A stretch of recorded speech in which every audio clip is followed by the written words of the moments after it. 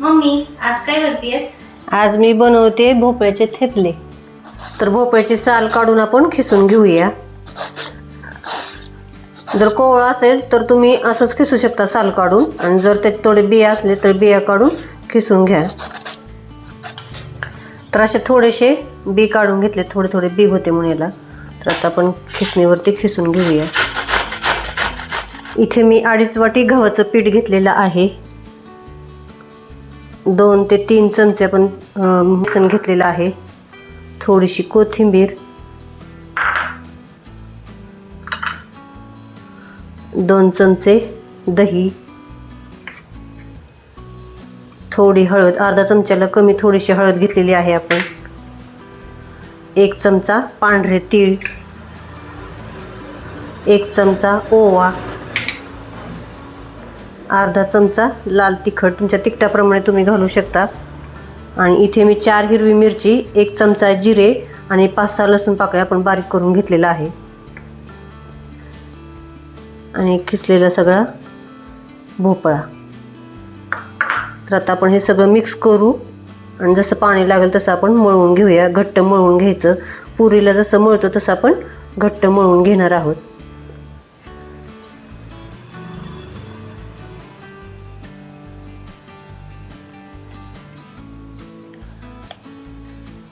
चवीनुसार मीठ. तर छान असं आपण घट्ट मळून घेऊया. तर आता आपलं पीठ मळून झालेलं आहे. याला तेल लावून आपण 10 ते 15 मिनटं झाकून ठेवूया.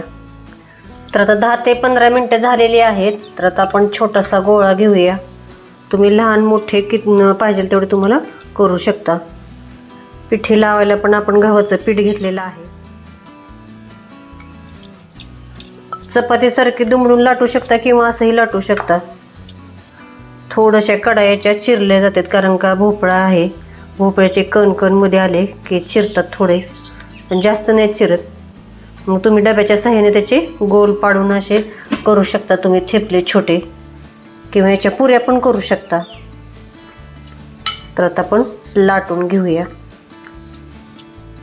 तर आपला आता थेपला लाटून झालेला आहे. ते एवढं असं पातळ केलं आहे, तुम्ही बघू शकता.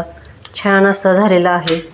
तर तुम्ही याला बटर, तेल, तूप तुमच्या आवडीप्रमाणे लावू शकता. तर आता आपण भाजायला घेऊया. तर तवा गरम झालेला आहे. तर आता आपण भाजून घेऊया. तुम्ही प्रवासात घेऊन जाऊ शकता, मुलांना डब्याला पण देऊ शकता. भोपळा जर न खाता मुलं खात नसतील तर तुम्ही असे थेपले बनवून द्या त्यांना.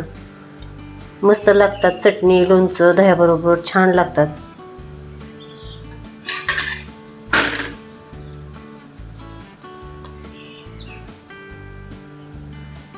तर मी तेल लावत आहे.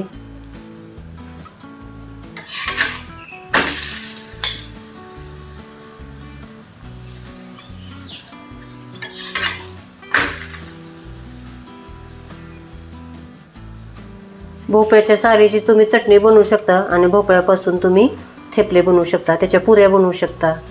मस्त लागतात एकदम. आणि भोपळा पण खाल्ला जातो. तर तुम्ही नक्की एकदा करून बघा हे थेपले.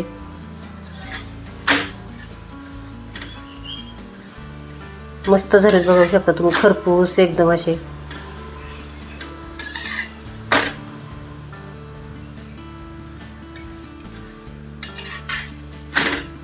तर दोन्ही बाजूने भाजून झालेलं आहे. मी काढून घेते आणि याच पद्धतीने बाकीचे सगळे करून घेते. तुम्ही बघू शकता. छान असे आपले तर भोपळ्याचे थेपले तयार झाले. तुम्ही बघू शकता. दह्याबरोबर तुम्ही खाऊ शकता. तर चॅनल सबस्क्राईब करा, लाईक करा, शेअर करा आणि कमेंटमध्ये मला नक्की सांगा कसं झालं ते. थँक्यू.